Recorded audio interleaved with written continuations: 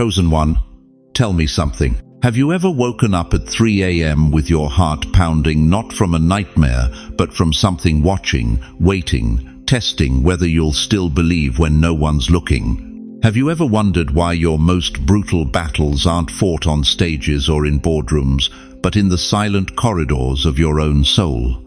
Have you ever asked yourself why God allows the hardest tests to come in the dark when there are no witnesses, no applause, only you and heaven? Chosen one, what I'm about to tell you will shake the foundation of everything you thought you knew about faith. October 7th isn't just another date on your calendar. It's not another Sunday. It's not another month sliding by while you're waiting for breakthrough. October 7th is a night written in the eternal ledger of heaven, a night when the Almighty doesn't test your Sunday morning worship or your public prayers. He tests what you do when the lights go out, when the door closes, when no one is watching but Him. This is the night God examines the faith you carry in secret. Listen to me carefully. Right now, as you're hearing these words, something in your spirit is stirring. That flutter in your chest, that's not anxiety, that's recognition. Your soul already knows what I'm about to reveal. And if you can feel that pull, that knowing I need you to do something right now, don't just listen, declare it. Type in the comments below, I am ready. Let heaven hear your voice. Let this community know you're awake. You didn't stumble onto this message by accident. The algorithm of your soul, guided by divine intelligence, brought you here because there's something you need to understand before October 7th arrives.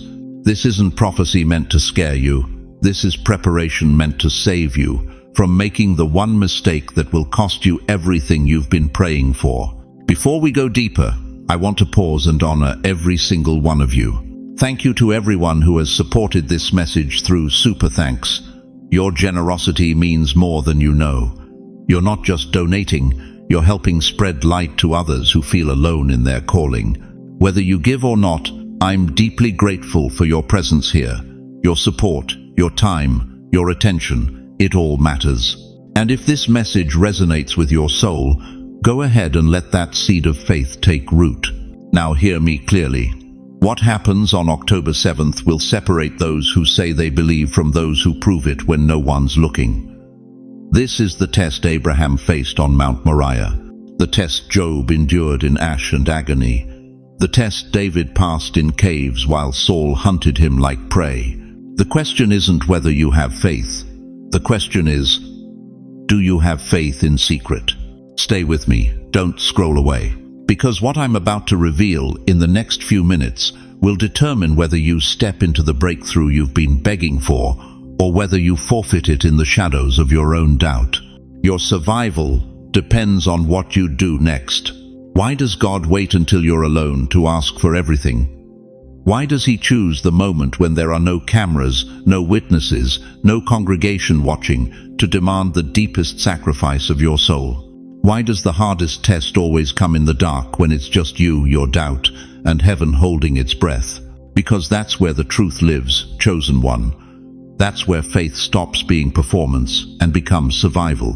Let me take you back 3,000 years. Picture Abraham, ancient, weathered, his bones aching from a lifetime of following God's voice. Genesis 22 tells us God called him in the night, not at sunrise when courage comes easy, not in the temple where others could witness his obedience. At night, in secret. And God said, "Take your son, your only son Isaac, whom you love, and go to the land of Moriah, and offer him there as a burnt offering." Do you understand what happened in that moment? Abraham didn't have time to gather the elders.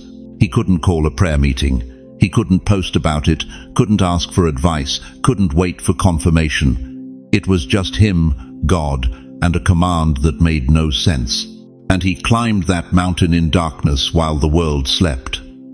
3 days of walking with a knife in his belt and a son who trusted him. 3 days of silence so heavy it could crush a weaker man's faith. But God was watching. Only God. And that was enough. Now look at Hannah. 1 Samuel chapter 1. barren, broken, mocked by her husband's other wife every single day. She went to the temple and prayed so desperately, so quietly, that the priest Eli thought she was drunk. Her lips moved, but no sound came out.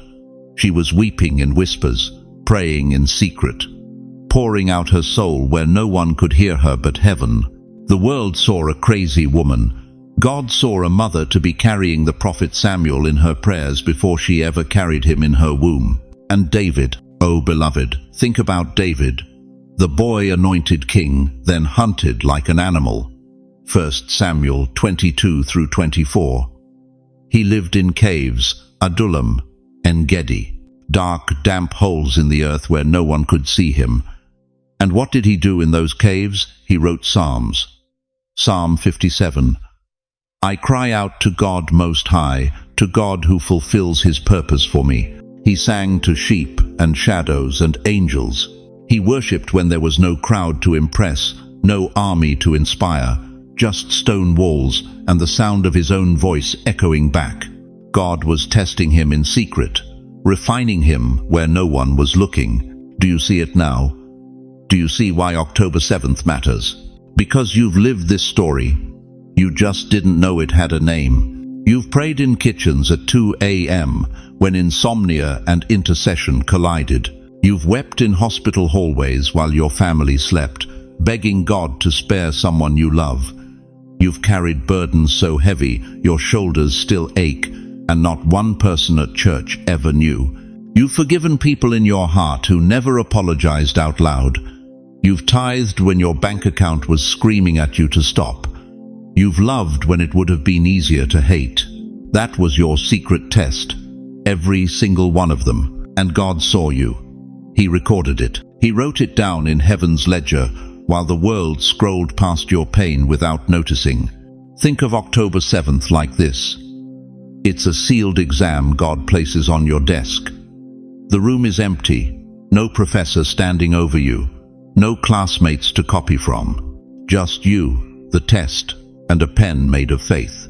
The questions aren't multiple choice, they're essays written in tears, and the only one grading it is the one who already knows every answer you'll give before you write it. But here's what will wreck you if you let it sink in. Secret obedience is greater than public recognition. Let me say that again. Secret obedience, what you do when no one's watching, no one's clapping, no one's validating you on social media, that secret obedience carries more weight in heaven than 1,000 sermons preached to crowds. Jesus said it in Matthew 6:6. But when you pray, go into your room, close the door and pray to your Father, who is unseen. Then your Father, who sees what is done in secret, will reward you. Not might reward you, will reward you. God doesn't need an audience to validate your faithfulness. He is the audience. So when October 7th comes, when that secret test lands on your desk in the form of a temptation you thought you'd conquered, a memory you thought you'd buried, a person you thought you'd forgiven, a fear you thought was dead, don't panic. Don't think you've failed because the test showed up at all. The test isn't the failure. Refusing to take it is. Abraham climbed the mountain. Hannah prayed in whispers. David sang in caves. And God saw every single moment. He's seeing you right now. If you've ever carried faith in silence, if you've ever obeyed God when it made no earthly sense, if you've ever done the right thing when no one would have known if you did the wrong thing, I need you to type 3 words in the comments below. Not for me, for heaven. Type, God saw me. Let that declaration rise like incense. Let it be your witness that you understand your secret obedience was never secret to him. But now the question becomes, what happens when you fail the secret test? What happens when you stumble in the dark and no one's there to pick you up? That's what we need to talk about next. Because October 7th isn't just about passing. It's about what God does with you when you fall. You know what the devil fears most? It's not your Sunday morning shout. It's not your public testimony or the prayers you post online. What terrifies hell is what you do at 2 a.m. when your bank account is empty, your body is failing, and the only witness is God himself. Let me tell you something that's going to cut deep. The enemy has been studying you, not your strengths, your silence. He's been watching the moments when you think no one sees. When the medical bills stack up on your kitchen table and you're too ashamed to tell your children. When you sit in that rocking chair on your porch, alone, wondering if anyone would notice if you just stopped trying. When you lie awake in the bedroom you once shared with your spouse, and the emptiness screams louder than any congregation ever could. Hell doesn't attack where the crowd is. The devil waits until you're alone. Think about it. When did Satan come for Job? Not during the harvest festivals, not when his friends surrounded him. He came when Job sat in ash and agony, scraping his sores with broken pottery, isolated in his suffering. 1 Peter 5-8 warns us, "Your enemy the devil prowls around like a roaring lion looking for someone to devour." But notice what lions do. They don't attack the herd, they wait, they study. They isolate one sheep from the flock, and then they strike in the darkness where no one can hear the cry. That's been your life, hasn't it? Your hardest battles didn't happen in church. They happened in hospital waiting rooms at 3 a.m., in bankruptcy court, in the shower where you finally let yourself weep because the mask was too heavy to wear anymore, in the quiet hours after the funeral when everyone went home and you were left with the deafening silence of loss. And here's what breaks my heart. You thought those moments were random. You thought you were just unlucky, just getting old, just facing the natural decline of life. But beloved, what if I told you those weren't accidents? What if every brutal night you've endured was a battleground? What if the enemy targeted you precisely in those hidden places because he knew something you're only now beginning to remember? You carry something he wants to destroy. Listen to what Jesus said in Luke 22:31. "Simon, Simon, Satan has asked to sift all of you as wheat." Satan doesn't ask permission to attack random people. He asks to test those who carry kingdom assignments. Your loneliness isn't proof that God forgot you. It's proof that hell recognizes your potential and is working overtime to break you before you wake up. Let me paint you a picture you'll recognize. It's 11 p.m. on a Tuesday. You're sitting at your kitchen table. The house is quiet. Too quiet. There's an unpaid hospital bill in front of you, $4,700 you don't have. Your arthritis is flaring up so bad you can barely hold the pen. Your phone hasn't rung in 3 days. And somewhere in the back of your mind, a voice whispers, "God has forgotten you. You're too old to matter now. Just give up." That voice isn't yours. That's the prowling lion. Or maybe it's 4 a.m. and you can't sleep. Again, you're lying in bed staring at the ceiling, and your mind won't stop replaying every mistake, every regret, every person you've lost. The darkness feels so heavy you could drown in it. And that same voice hisses, "You've wasted your life. It's too late for miracles. Even God can't fix this mess." That's not depression, dear one. That's warfare. The enemy studies your patterns. He knows when you're most vulnerable. He knows that between midnight and dawn, when your defenses are down and exhaustion has stripped away your armor, that's when doubt creeps in like smoke under a door. He knows that financial pressure doesn't just threaten your wallet, it attacks your dignity, your sense of worth, your belief that God provides. He knows that declining health doesn't just hurt your body, it whispers lies that you're a burden, that your best days are gone, that you're fading into irrelevance. But here's the truth that's going to set you free. Every single one of those attacks confirms you're not ordinary. You're marked. You're chosen. And October 7th is the night when God separates those who crumble in secret from those who stand. Because King David understood this warfare. When he was hiding in the cave of Adullam, hunted by Saul, forgotten by his nation, he didn't write Psalm 23 inches a palace. He wrote it in darkness. "Even though I walk through the darkest valley, I will fear no evil, for you are with me." That wasn't theory. That was a man who learned to hold his faith when no one else could see him holding it. Your hardest nights were never accidents. They were your training ground.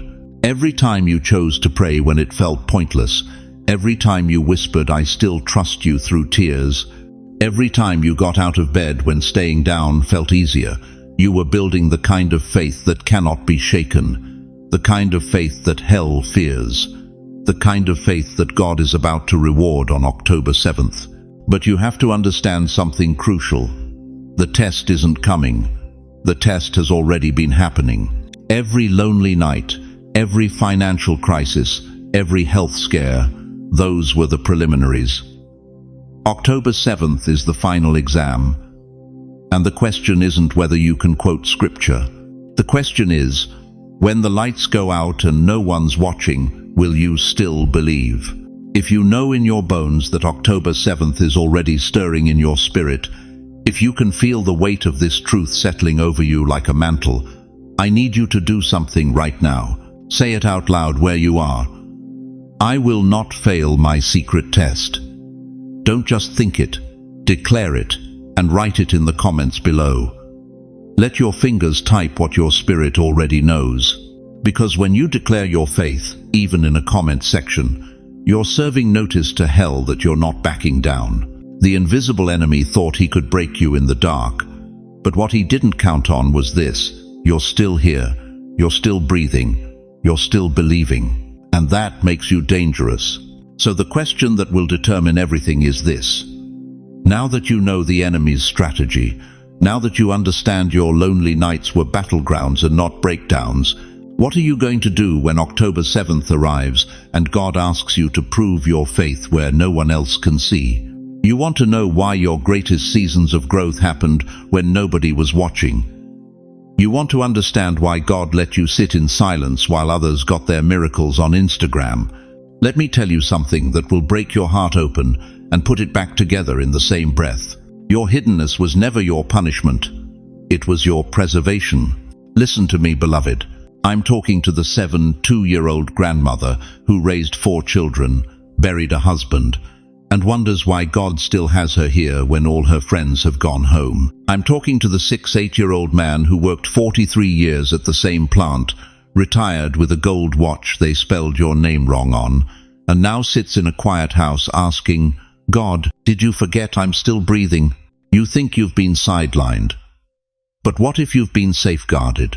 Think about Joseph, 17 years old with dreams of greatness, then betrayed by his own brothers and thrown into a pit, sold into slavery, falsely accused, forgotten in an Egyptian prison for years. Nobody saw him. Nobody remembered him. The cupbearer he helped promised to mention him to Pharaoh, then forgot his name for 2 whole years. 2 years of silence. 2 years of watching the sun rise and set through iron bars. 2 years of wondering if God's promise died in that pit with his blood-stained coat. But here's what Joseph didn't know while he was rotting in that cell. Prison wasn't his punishment.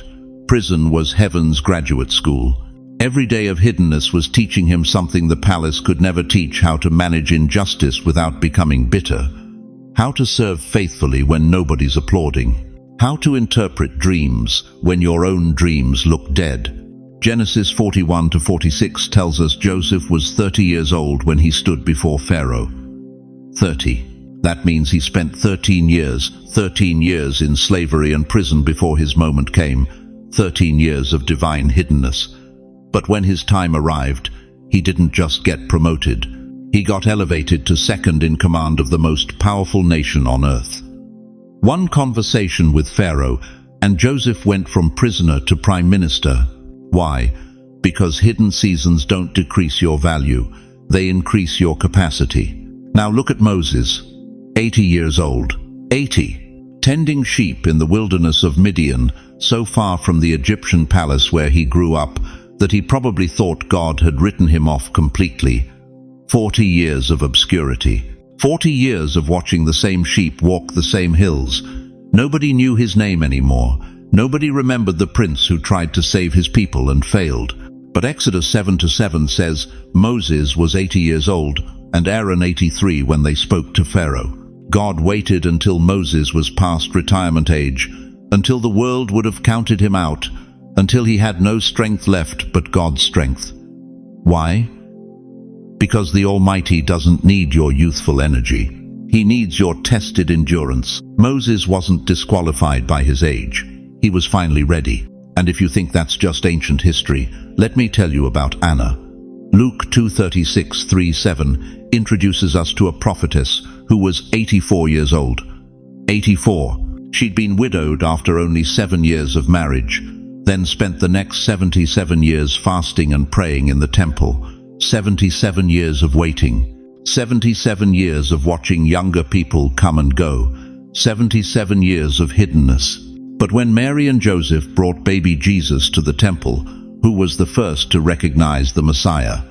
Not the high priest, not the scholars. Anna, the hidden woman nobody noticed anymore. The elderly widow the world had forgotten. She saw what everyone else missed because her hidden years had given her eyes to see what visibility would have blinded. Do you understand what I'm telling you? Your hiddenness is not your decline, it's your divine preservation. God doesn't hide trash. He hides treasure. Think about diamonds. You know how they're formed. 100 miles beneath the Earth's surface, carbon atoms are crushed under pressure so intense it would kill anything living. Temperatures reaching 2,200 degrees. Time measured not in years, but in millennia. Nobody sees the crushing. Nobody witnesses the heat. Nobody knows the diamond exists. But when that diamond finally surfaces, when it finally catches the light, nobody asks about the darkness it endured. They only see the sparkle. They only see the beauty. They only see what the hidden pressure created. You've been underground, haven't you? Crushed by circumstances you didn't choose. Pressed by disappointments that should have destroyed you. Hidden in a season so long you started to believe you'd never see daylight again. But what if October 7th is the night God begins to bring you up? What if your hiddenness wasn't burial but planting? What if the pressure wasn't meant to break you but to transform you into something so valuable, so rare, so precious that when heaven finally unveils you, the world won't be able to look away? Here's the secret they don't tell you in those Sunday morning sermons. God hides what He's about to use in extraordinary ways. He conceals what He's about to reveal with power. He buries what He's about to resurrect with glory. Your secret faith, your hidden prayers, your quiet obedience when nobody was watching that wasn't wasted. That was the crushing that created the diamond. That was the wilderness that prepared you for the promised land. That was the prison that qualified you for the palace. If you're still here, if you're still breathing, if you woke up this morning and you're hearing these words right now, it means your test is not finished. It means heaven still has plans for you. It means God is still saying, "Not yet. I'm not done with what I'm building in you." So right now, I want you to do something. I don't care if you're alone in your living room or sitting in a nursing home or lying in a hospital bed. I want you to whisper this prayer out loud. Let your own ears hear what your soul needs to declare. Say it with me. Lord, I understand now. I was hidden because I was trusted. Say it again. I was hidden because I was trusted. One more time, and mean it with everything in you. I was hidden because I was trusted. Do you feel that shift? That's not just emotion, that's revelation. That's your spirit recognizing what your mind couldn't understand. God didn't hide you because you failed. He hid you because you're about to succeed in ways that require the kind of faith only hiddenness can forge. But here's what you need to understand as we move forward. Hidden faith is being tested for a reason. And on October 7th, the test reaches its apex. Because what you do in secret determines what God does in public. And what's about to be required of you will demand every ounce of the diamond He's been forming in the dark. Now listen to me closely, because what I'm about to reveal will answer the question that's been burning in your spirit since the moment you clicked on this message. Why October 7th? Because heaven doesn't operate on accidents, beloved. Heaven operates on appointments. God doesn't throw darts at a calendar and say, "Let's test them on a random Tuesday." No. The Almighty works in divine rhythm, in sacred timing. in moments that have been marked in eternity before your grandmother's grandmother ever drew breath. Look at Scripture, and you'll see the pattern written in blood and glory. Passover night wasn't random. It was the exact hour when the angel of death passed over every home marked by faith. The resurrection morning wasn't coincidence. It was the third day, precisely as prophesied, when death itself had to release its grip on the Son of God. Pentecost wasn't a surprise party. It was the appointed day when fire fell from heaven and changed 120 frightened disciples into world-shaking apostles. God marks dates.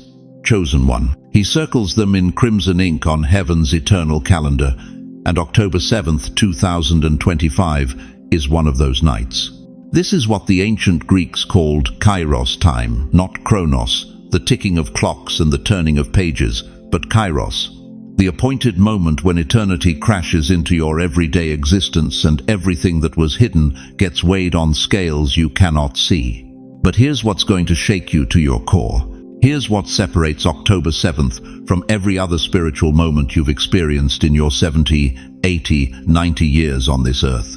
This test will not be public. There will be no preacher standing at a pulpit calling your name. There will be no choir singing behind you, no congregation watching, no hands laid on your shoulders in prayer. There will be no live stream, no witnesses, no applause when you make the right choice. It will just be you, alone in your house, maybe sitting in your favorite chair, maybe lying in your bed staring at the ceiling, maybe standing at your kitchen window, watching the October darkness settle over your neighborhood like a blanket. And in that silence, in that terrible, beautiful, sacred silence, God will check the locks of your heart at midnight. Think about that image for a moment. Picture the Almighty walking through the corridors of your soul like a homeowner checking doors before bed. He's not looking at your Sunday smile. He's not impressed by your public prayers. He's checking what you locked away when you thought no one was looking. He's testing the bolts on the doors you keep closed even from yourself. That secret resentment you've been nursing for 15 years. He's checking that lock. That addiction you manage so well that even your children don't know. He's testing that door. That bitterness toward the church that hurt you. That anger at the spouse who left you. That shame about the choice you made in 1987 that you've never spoken out loud. He's standing at every single one of those locked rooms, and he's asking one question: do you trust me enough to open this? Because here's the truth that will either liberate you or terrify you, and I pray to God it's the former. What you do on October 7th, how you respond when God comes knocking on the doors you've kept bolted shut for decades, that response will determine what he trusts you with in the days to come. Listen to what Jesus said in Luke 16:10. Whoever can be trusted with very little can also be trusted with much, very little. The secret choices, the hidden obedience, the faith nobody sees. If you pass this secret test, chosen one, if you unlock those doors, if you bring those hidden things into his light, if you prove that your faith works, even when no one's watching, then God will trust you with visible glory. He will promote you in front of people. He will open doors in the natural realm that have been welded shut for years. He will pour out blessings so obvious, so undeniable, that even your doubting relatives will have to acknowledge that the hand of God is on your life. But if you fail this test, if you keep those doors locked on October 7th, if you choose comfort over surrender, secrecy over healing, pride over repentance, then, beloved, I need you to hear this. With every fiber of your being, you risk delaying the very destiny you've been praying for since you were young enough to kneel beside your bed without your knees screaming in protest. You risk another year of waiting, another season of wondering why your breakthrough never comes, another decade of watching others walk into the promises that should have been yours. This is not punishment. This is spiritual mathematics. God cannot trust you with public victory if you won't give him private surrender. He cannot promote you in the visible realm if you're still hiding in the invisible one. So right now, and I mean right now, not after this video ends, not tomorrow morning, I need you to do something that will mark this moment in your spirit forever. Pick up your phone, open your calendar, go to October 7th, and write 2 words. Faith test. Don't write doctor's appointment or grocery shopping. Write faith test. Let those 2 words stare back at you every time you check your schedule. Let them remind you that on that night, when the world is distracted by their screens and their drama and their noise, you have an appointment with the Almighty that was scheduled before the stars learned how to shine. Mark it. Declare it. Don't let October 7th slip past you like just another Wednesday evening in an unremarkable autumn. Because what happens that night, dear chosen one, will determine whether the next chapter of your life reads like a testimony or a tragedy. And God is waiting to see which story you'll choose to write when no one else is watching but Him. So, you've heard the warning. You know what's coming on October 7th. But hearing isn't enough, is it? Knowledge without action is just noise. And I need to ask you something that's going to cut straight to the bone. How many times have you heard the voice of God and done nothing? How many times have you felt the stirring in your spirit and let it fade because you didn't know what to do next? That ends today. Because what I'm about to give you isn't theory. This isn't a sermon you nod along to and forget by tomorrow. This is your battle plan. These are the practical, spiritual steps that will determine whether you walk through October 7th as a conqueror or as someone who had the truth but let it slip through their fingers. Listen to me, beloved. Preparation is not just important. Preparation is the test. You think the test begins on October 7th? No, the test begins the moment you decide what you're going to do with what you've just heard. God isn't waiting to see how you perform under pressure. He's watching right now to see if you'll prepare your vessel before the fire even starts. Remember the parable Jesus told about the 10 virgins in Matthew 25? 10 women waiting for the bridegroom. 5 were wise, 5 were foolish. They all had lamps. They all had wicks. But only 5 had oil. And when the bridegroom came at midnight, not at noon, not when it was convenient, but at midnight only the 5 who had prepared could enter the wedding feast. The others, they were locked out, not because they weren't invited, but because they weren't ready. That oil represents something deeper than you've been taught in Sunday school. That oil is your preparation, your consecration, your willingness to do the work when no one's watching, so that when the moment comes, you're not scrambling in the dark begging for what you should have secured in the light. So let me give you the 5 sacred steps. These aren't suggestions. These are requirements. First, consecration. Between now and October 7th, you must fast from negativity, gossip, and fear, not food. I'm not talking about your physical diet. I'm talking about your spiritual diet. What are you feeding your soul?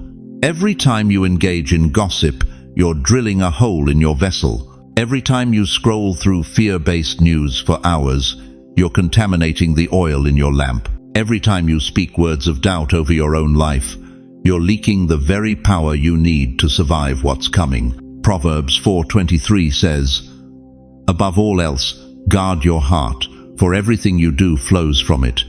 Guard it, seal it, protect it, like your life depends on it, because it does. Second, confession. Here's what I need you to do, and it's going to be uncomfortable. I want you to take a piece of paper, write down one secret doubt, just one. The one you've never said out loud, the one you're ashamed to admit even to yourself. Maybe it's, I don't know if God really hears me. Maybe it's, I'm afraid I've wasted my life. Maybe it's, I don't think I'm strong enough for what's coming. Write it down, and then I want you to burn it. Actually burn it. Watch the flames consume that lie. And as you do, you're making an offering to heaven. You're saying, this doubt dies here. It has no place in my future. This isn't symbolic. This is warfare. 2 Corinthians 10:5 tells us to take captive every thought to make it obedient to Christ. You can't take captive what you won't name. Confession brings it into the light where it can be destroyed. Third, declaration. I'm going to give you a prayer, and I need you to rehearse it. Not once, not twice, every single day until October 7th. At midnight. Yes, midnight. Because that's when the test comes. And you don't want the first time you speak these words to be when the pressure is already crushing you. Here it is. Lord, though none see me, you find me faithful. Say it now, out loud. Let your own ears hear your voice making that covenant with God. Lord, though none see me, you find me faithful. That's not a wish, that's a declaration. That's you staking your claim on the victory before the battle even begins. Fourth, guard your vessel. Remember what we talked about earlier, the leaky container. Most of you are trying to be filled with the Spirit while simultaneously draining your power through 1,000 tiny cracks of unconsciousness. You're praying for breakthrough while binge-watching shows that mock everything you claim to believe. You're asking God for strength while surrounding yourself with people who weaken your resolve. Your attention is your most valuable currency. Where your attention goes, your life force flows. During these next days before October 7th, you must become a ruthless guardian of what enters your mind. Philippians 4-8 gives you the filter. Whatever is true, whatever is noble, whatever is right, whatever is pure, whatever is lovely, whatever is admirable, if anything is excellent or praiseworthy, think about such things. That's not poetry, that's a command. You seal your vessel by choosing what you allow in. Fifth, understand this truth. Your preparation itself is being watched. God isn't just testing what you'll do on October 7th. He's testing what you're doing right now. He's watching to see if you're the kind of person who hears the warning and acts, or the kind who hears and hesitates. James 1:22 cuts through every excuse. Do not merely listen to the word and so deceive yourselves. Do what it says. The deception isn't in the message. The deception is in thinking that hearing it is enough. So here's what I need from you right now. This is your moment of decision. I want you to choose one word, just one, that will be your anchor on October 7th. The word you'll cling to when doubt whispers. The word you'll declare when fear knocks. The word that will remind you who you are and whose you are. Is it peace? Is it faith? Is it joy? Is it endurance? Type that word in the comments right now. Not tomorrow, not later, right now. Let heaven see your word. Let this community bear witness to your choice. Because when you declare it publicly, you're not just making a statement, you're making a covenant. Your word is your weapon. Choose it now. And here's what most people don't understand about preparation. It's not about becoming perfect, it's about becoming ready. It's about positioning yourself so that when the test comes in secret, when no one's looking, when it's just you and God in the dark, you don't have to wonder if you'll stand. You'll already know. But there's something else you need to understand about October 7th. Something most believers miss completely. And if you don't grasp this, all the preparation in the world won't save you from the one mistake that could cost you everything. You know what nobody tells you about faith? It's not the fire that breaks you, it's the silence that follows. October 7th will test your belief in the light. But what comes after, dear God? What comes after that's when most chosen ones fall. Because once the test is done, once you've cried your last tear and whispered your final prayer into the darkness, there's something far more terrifying than the trial itself. The silence. Not the peaceful kind, not the quiet rest after a long day's work. I'm talking about the silence that makes you question if heaven heard you at all. The silence where God's voice goes quiet and you're left standing in your kitchen at dawn, coffee growing cold in your hand, wondering if you passed or failed and why the Almighty won't just tell you. This is the Saturday of your soul. You know what I'm talking about, don't you? Every believer who's walked with God long enough knows this space. It's the 36 hours between Good Friday and Resurrection Sunday. Jesus is in the tomb. The disciples are scattered. Mary is weeping. And heaven itself seems to have gone dark. The Son of God is dead. The mission looks finished. Hope is buried under a Roman seal and a stone too heavy for human hands to move. But here's what the disciples didn't know while they hid in that upper room. paralyzed by grief and terror. Here's what Mary couldn't see through her tears. Saturday wasn't silence. Saturday was sacred suspense.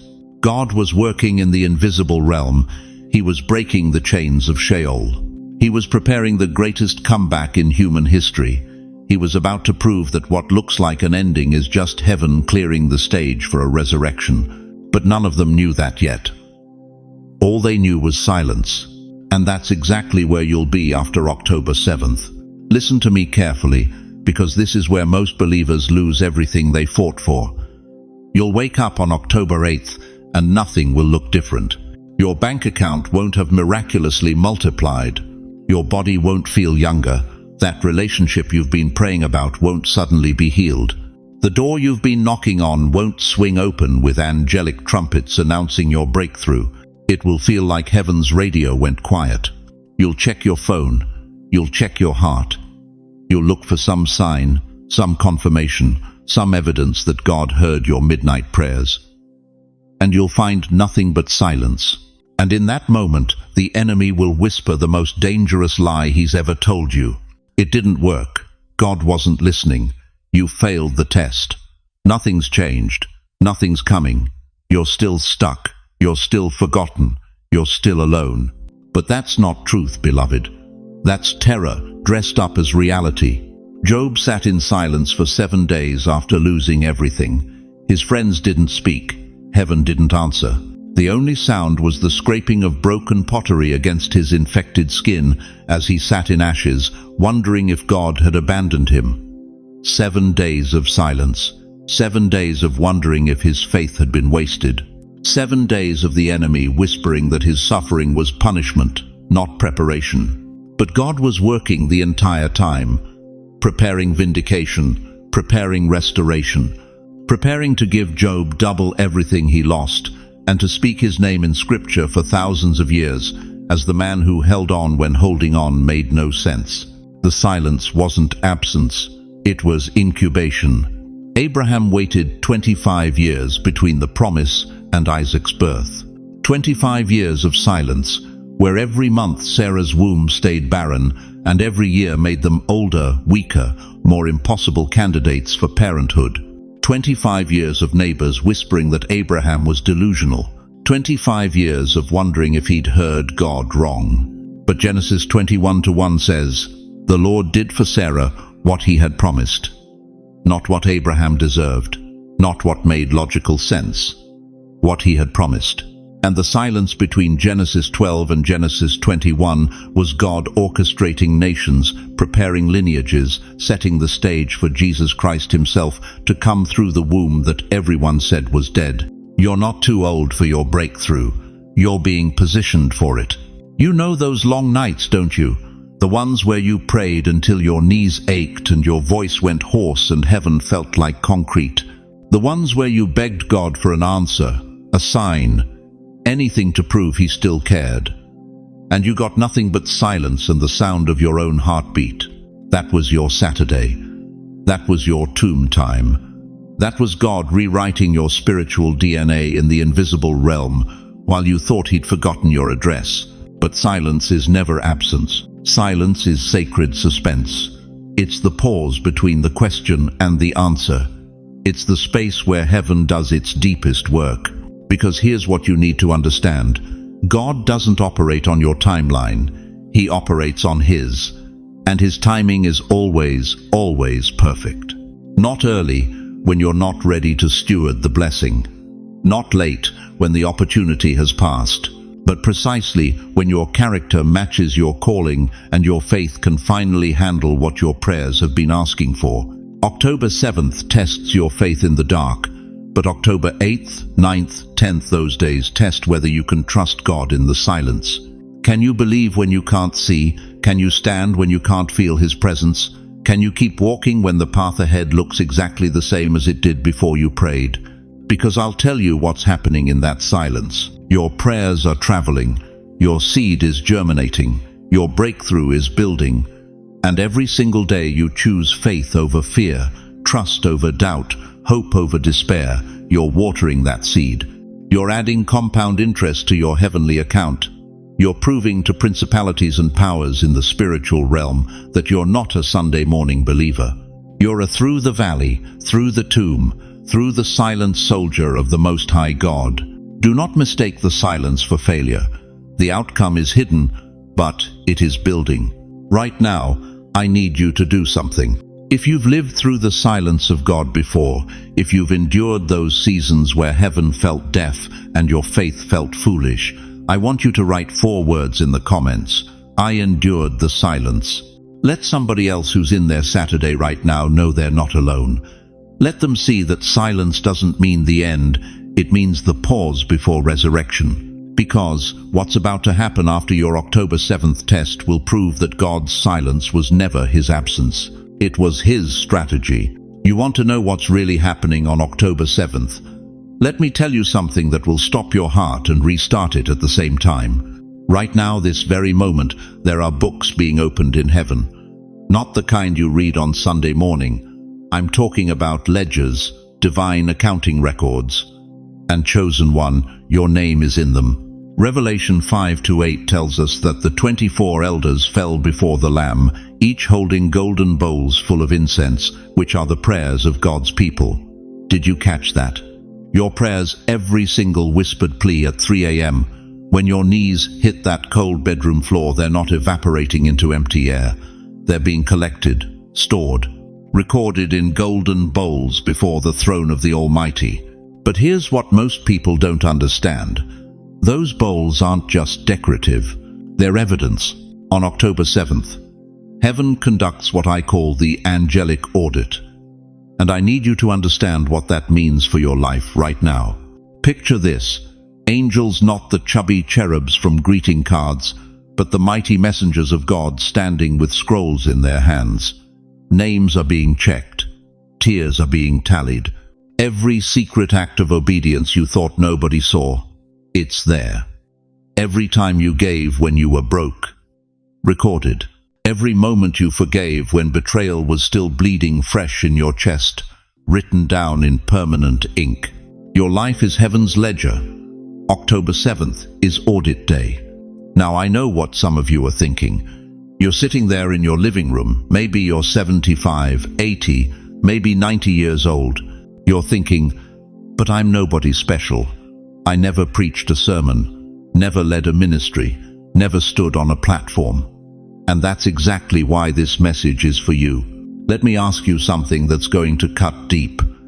Do you think God doesn't see you? Do you think that sacrifice you made 30 years ago when you took in your sister's kids because she couldn't care for them anymore, do you think heaven missed that?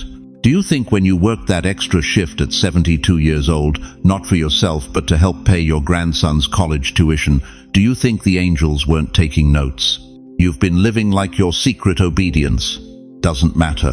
Like the midnight prayers when arthritis made it painful to kneel, like those don't count because nobody was there to applaud you. But heaven was there. Heaven is always there. Here's what terrifies me for some of you. You've spent decades, 60, 70 years doing the right thing when no one was looking, showing up, being faithful, staying true. But somewhere along the way, you stopped believing it mattered. You started thinking that because you're older now, because your body moves slower, because the world doesn't celebrate you anymore, that somehow your obedience has lost its value. That's the lie that will destroy you on October 7th. Listen to me carefully. The audit isn't about earning God's love. You already have that. Romans 8:38-39 settles it. Neither death nor life, neither angels nor demons, neither the present nor the future can separate you from the love of God. That's already yours. So what's the audit for? It's about God proving to heaven and hell why he trusted you. Think about Job for a moment. The accuser came before God and said, "Does Job fear God for nothing? Haven't you put a hedge around him?" Satan was essentially saying, Job only serves you because you bless him. Take away the blessing and watch him curse you. And God said, he's in your hands, but you cannot take his life. Why would God allow that? Because he was proving something, not to himself. God already knew Job's heart. He was proving to every demon in hell and every angel in heaven that there are people on earth whose faith doesn't depend on comfort. People whose worship isn't transactional. People who will bless his name, whether he gives or takes away. You are Job in this generation. On October 7th, when those scrolls are opened, when the angels begin the audit, every single moment you stayed faithful in secret is going to be read aloud. Every tear you cried alone, it's there in those golden bowls. Every sacrifice you made that no one acknowledged, it's recorded in the books that never close. And hell will have to listen. The accuser will stand there and hear your name attached to faithfulness he said was impossible. This one gave when broke. This one forgave when betrayed. This one worshipped in the valley. This one kept believing when the answer was 40 years delayed. That's why your secret faith matters. Not because you're trying to impress God, but because you're evidence that God's trust wasn't misplaced. Here's what I need you to understand with everything in you. You are not too old to matter. You are not too forgotten to count. You are not too broken to be used as evidence in the courtroom of heaven. Your midnight obedience when you got up and prayed for that prodigal child, for the 10,000th time that matters. Your secret generosity when you slipped that $20 bill into the offering, even though you only had $40 to your name that was recorded. Your private forgiveness when you released that person who destroyed you, and you never told a soul because it was between you and God. Heaven watched that. The audit on October 7th isn't going to expose your failures to shame you. It's going to reveal your faithfulness to vindicate him. So let me ask you, when the books are opened, when your name is called, when the angels begin reading the record of your secret obedience, what will they find? Will they find a life of hidden faithfulness? Or will they find that you gave up right before the breakthrough because you thought nobody was watching? If you believe your midnight obedience matters, if you believe heaven is recording every secret sacrifice, I need you to make a declaration right now. Type in the comments, "Heaven is watching me."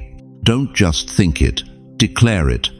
Let the algorithm of light know you're awake. Let this community surround you. Let hell know you're not giving up. Because what happens next, what I'm about to reveal about the 3 tests coming on October 7th, will determine whether your name is read with honor or with silence. And trust me, you don't want silence. You know what breaks my heart? It's watching people mistake God's silence for his absence. It's seeing believers, good, faithful, praying people throw in the towel right before the exchange happens. Listen to me carefully, chosen one. On October 7th, when you feel like you're losing ground, when it seems like your prayers are bouncing off the ceiling, when the loneliness feels like it's swallowing you whole, that's not abandonment. That's preparation for the most sacred transaction of your life. What feels like loss is actually exchange. Let me tell you something the enemy doesn't want you to understand. Every single thing you think you're losing in secret, your strength, your visibility, your momentum, God is cataloging it. He's taking inventory. Because heaven doesn't operate on the world's economy. Heaven operates on the principle of divine exchange. Think about it. When did Jacob become Israel? Was it during his years of prosperity? Was it when he had 2 wives, 12 sons, and flocks that stretched to the horizon? No, it was in the middle of the night, alone, wrestling with an angel he couldn't see until his hip was wrenched out of socket. Genesis 32-24 tells us he wrestled until daybreak, and he left that encounter limping. But here's what most people miss. That limp wasn't his weakness. That limp was his evidence. Every step Jacob took for the rest of his life testified to the night he touched the divine and lived to tell about it. He traded his human strength for God's strength, his earthly name for a heavenly identity, his self-reliance for supernatural dependence. That's the exchange. Your weakness, God is trading it for his strength.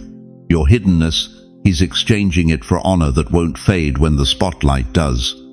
Your delay, that's being converted into acceleration you couldn't manufacture with 1,000 years of human effort. Isaiah 40-31 says it plainly, "But they that wait upon the Lord shall renew their strength. They shall mount up with wings as eagles. They shall run and not be weary. They shall walk and not faint. Do you see that word? Renew. The Hebrew word is kalaf. It doesn't just mean refresh. It means exchange. It means to alter, to pass through, to transform.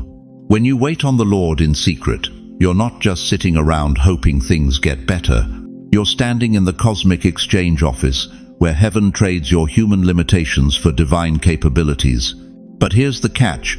This exchange only happens in secret. It only happens when no one's watching. It only happens when you can't Instagram it, can't preach about it, can't use it to prove to your critics that you were right all along. Why? Because God is testing whether you want His power or just His applause, whether you're after His presence or just His presence, whether you'll still worship Him when there's no audience, no validation, no immediate reward. Let me ask you something that's going to sting. How many times have you performed your faith instead of lived it? How many times have you prayed louder when people were listening? How many times have you served in public but complained in private? God sees it all. And October 7th is the night He separates the performers from the priests, the actors from the anointed, the ones who want a testimony from the ones who want transformation. You see, dear one, there's a reason your greatest tests come in the dark. Because darkness is where exchange happens. Think about it. A seed doesn't become a tree in the sunlight of the garden store. It becomes a tree in the darkness of the soil, hidden, buried, seemingly dead. But beneath the surface, an exchange is taking place. The shell is dying. The life inside is being released. And what emerges is something entirely new. That's you right now. You think you're buried. God says you're planted. You think you're forgotten. God says you're being positioned. You think you're losing your mind. God says you're losing your old mind so He can give you the mind of Christ. But I need to tell you something urgent. This exchange isn't automatic. God won't force it on you. You have to be willing to trade. You have to open your hands and release what you've been gripping so tightly. Your need to understand, your demand for immediate results, your insistence that breakthrough look the way you planned it. When you wake up on October 8th, you won't feel the same. I'm telling you this now so you're not shocked when it happens. Something will have shifted in your spirit. You'll carry yourself differently, speak differently. The old anxieties won't grip you the same way. The old temptations won't pull you like they used to. You'll walk with a limp, a holy limp that testifies to the night you wrestled with God and refused to let go until He blessed you. People will notice. They won't be able to name it, but they'll see something different in your eyes, something settled, something unshakable. They'll ask what happened to you, and you'll smile, because how do you explain to someone who lives in the daylight what God does in the midnight? This is the secret believers throughout history have discovered.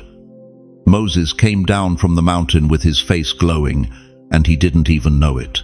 David came out of the cave as a king, though he was still wearing shepherd's clothes. Paul left Damascus blind, but seeing more clearly than he ever had with physical eyes. Secret tests always leave visible transformation. But here's what you need to understand right now, in this very moment. The exchange doesn't happen by osmosis. It doesn't happen just because October 7th arrives on the calendar. It happens because you choose it. It happens because you whisper in the darkness, even when your voice shakes, "Lord, I'm ready to trade." Ready to trade your strength for His, your timeline for His, your way for His way, your understanding for His mystery, your comfort for His calling. So I'm going to ask you to do something right now that might feel uncomfortable. But this is where your faith becomes real. This is where theory becomes testimony. Wherever you are, sitting in your kitchen, lying in your bed, driving down the highway, I want you to whisper it out loud. Not in your head, out loud. Let your own ears hear your commitment. Let the spiritual realm take notice. Say it, "Lord, I'm ready to trade." Say it again. Mean it this time. Because what you're about to receive on the other side of October 7th will require everything you're willing to exchange. And I promise you this, what God gives you in return will be worth infinitely more than what you laid down. But the question burning in heaven right now is this: will you have the courage to make the trade when no one's watching? You want to know the secret most believers never discover? The test God gives you in private isn't about whether you'll survive it. It's about whether you'll be ready for what He does in public when it's over. October 7th isn't the night you get broken. It's the night you get positioned. Positioned for a reveal so powerful, so undeniable, that every person who ever doubted you, dismissed you, or wrote you off will have to face the uncomfortable truth that God was with you all along. Listen to me, chosen one. What happens in secret never stays secret.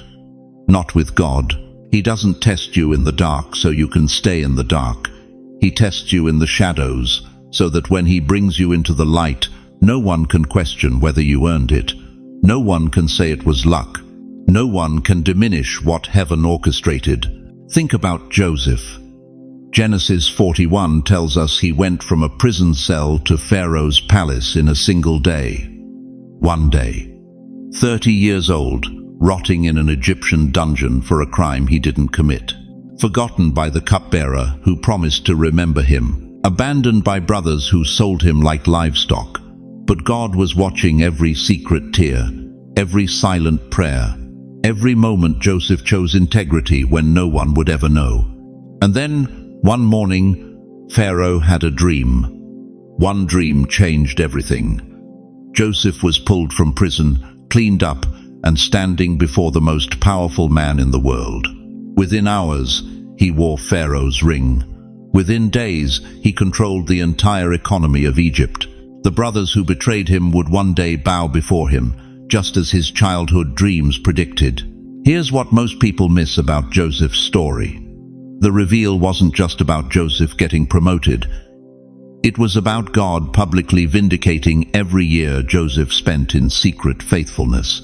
When Joseph's brothers finally stood trembling before him, he said in Genesis 50-20, "You intended to harm me, but God intended it for good to accomplish what is now being done, the saving of many lives." The test wasn't about survival, it was about enthronement. God was preparing a ruler, not rescuing a victim. Now let me ask you something that's going to hit deep. How many years have you been faithful when no one was watching? How many nights have you prayed alone, wondering if anyone up there even heard you? How many times have you done the right thing in secret, knowing you'd never get credit, never get recognized, never get thanked? Those weren't wasted years, beloved. Those were investments. And October 7th is when God starts paying dividends that will leave you breathless. You see, there's a woman in Scripture named Anna. Luke 2 tells us she was 84 years old, a widow who'd spent decades in the temple, fasting and praying, waiting for something she'd never seen. 84 years old. Most people her age had given up. Most had gone home. Most had decided God wasn't going to show up in their lifetime. But Anna stayed, day after day, year after year, praying in secret, believing in secret. Faithful when no one applauded, when no one noticed, when the world called her foolish for wasting her golden years in a temple. And then, one ordinary morning, a young couple walked in carrying a baby. And Anna's eyes that had seen 8 decades of disappointment, suddenly saw the Messiah. She was one of the first people on earth to recognize Jesus Christ. Her secret faithfulness earned her a front-row seat to the greatest reveal in human history. The woman everyone pitied became the woman everyone remembered. That's what October 7th is preparing you for. Not pity, not sympathy, public vindication. The kind of reveal that makes people stop and say, "I had no idea God was doing that in their life. I completely underestimated them."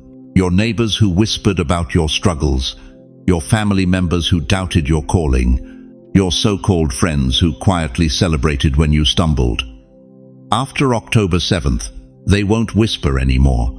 They'll watch, they'll wonder, They'll witness what happens when heaven decides to reward what you did when no one was looking. Think of it like this. October 7th is the curtain call. You know what a curtain call is, right? It's that moment at the end of a Broadway show when the stage goes completely dark. The audience sits in silence, waiting, and then the lights explode back on, and the cast is standing there in formation, transformed, victorious, ready to receive what they've earned. That's you. The stage of your life is about to go dark for one final test. But when those lights come back, you won't be in the same position you were before.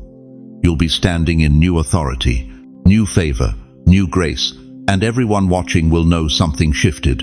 Here's the truth that's going to set you free. God doesn't test you in secret to humiliate you in public.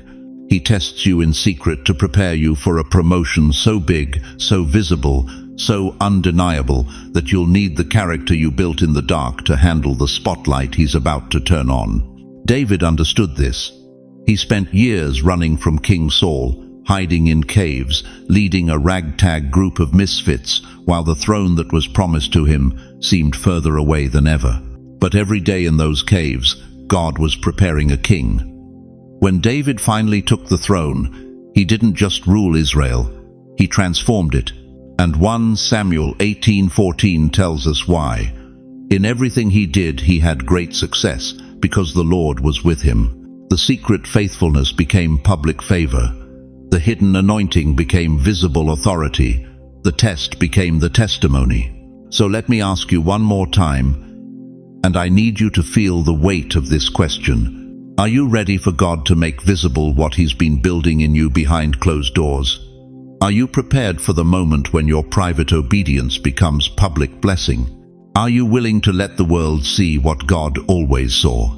Because October 7th isn't just another test, it's the final exam before your graduation. And graduation means you don't go back to the same classroom. You move forward into a completely new realm of purpose.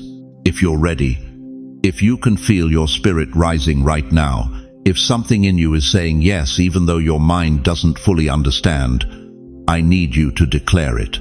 Type in the comments right now, "My reveal is coming." Say it with authority. Say it with faith. Say it so heaven hears you and hell has to back up. Your public vindication is closer than you think. Chosen one, as we come to the close of this sacred message, I need you to hold on to 3 eternal truths that will anchor your soul through October 7th and beyond. First, what God tests in secret, He rewards in public. Your hidden faithfulness is never wasted. Every prayer whispered in the dark, every choice to obey when no one was watching, every moment you stayed faithful when quitting would have been easier, heaven has recorded it all. Your vindication is not a question of if, but when. Second, October 7th is not a night to fear, it's a night to embrace. This is your divine appointment with destiny, the moment when God examines the foundation you've built in private so He can trust you with the blessing He's prepared in public. The test isn't about whether you're worthy, you already are. It's about whether you're ready. Third, your secret faith will become your public testimony. What feels hidden now will be revealed in God's perfect timing. The breakthrough you've been praying for isn't delayed.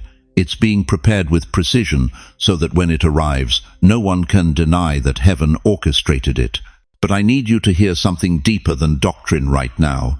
You are not walking this path alone. Even in your most isolated moments, even when it feels like no one understands the weight you're carrying, God is there. He sees you, He knows your name, He counts every tear. And He's been working behind the scenes of your life in ways you won't fully understand until you see the complete picture. Right here, in this digital sanctuary, you have a community. Thousands of brothers and sisters who understand what it means to be tested, to wait, to believe when circumstances scream otherwise. Look at these comments. See these hearts connecting. You are not alone in this journey. We are praying with you. We are standing with you. And we believe with you that your October 7th will be a night of victory, not defeat. So let me ask you one final question, and let it settle deep in your spirit. If God has brought you this far through every valley, every storm, every season that tried to break you, why would He abandon you now at the threshold of your greatest breakthrough? He wouldn't. He won't. He never has. Now, before you go, I want to pray over you. And I don't mean some distant, formal prayer. I mean the kind of prayer where I'm standing right beside you, my hand on your shoulder, speaking life over every part of your journey that feels uncertain right now. Let's pray together.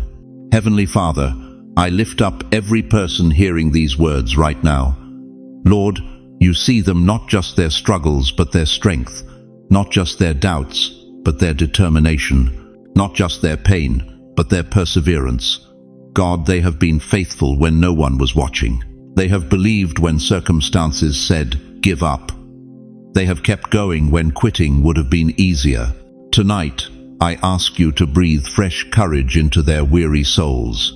Let them feel your presence so powerfully that every fear has to flee. Remind them that they are not forgotten, not overlooked, not abandoned.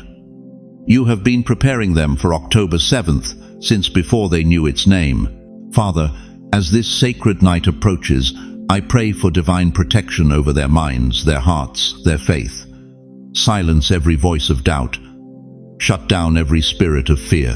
Cancel every assignment of the enemy designed to make them quit before the finish line. And Lord, when October 7th arrives, let them pass this test with such authority that heaven celebrates and hell trembles. Let their secret faithfulness become public testimony. Let their private obedience unlock blessings they never imagined.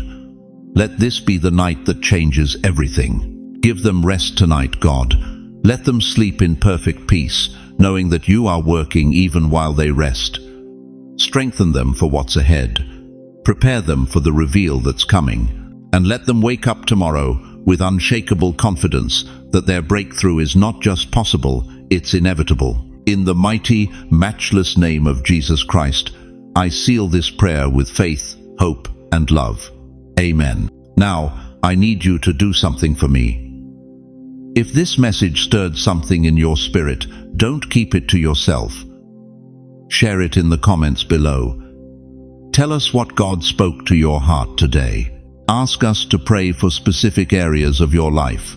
This community is here for you, and we take prayer seriously. And please, share this video with someone who needs to hear it. There's someone in your life right now, a friend, a family member, someone who's been struggling in secret, who needs to know that their October 7th is coming too. They need to know they're not alone. Be the vessel that carries this hope to them. If you haven't already, subscribe to this channel and turn on notifications. This isn't just content, this is a movement of awakening. Every week, we're diving deeper into the mysteries of faith, unpacking God's timing in your life, and building a community where chosen ones can find strength for the journey. Thank you for staying with me through this entire message. Thank you for opening your heart, for letting these words penetrate the sacred places of your soul. Thank you for being brave enough to believe that your best days aren't behind you, they're right in front of you. October 7th is coming, beloved, and when it does, you'll be ready. Go in peace, go in power. Go with the unshakable knowledge that you are chosen, you are loved, and your secret faith is about to become your public victory. God bless you mightily. Until we meet again, keep believing, keep praying, keep watching. Your reveal is closer than you think.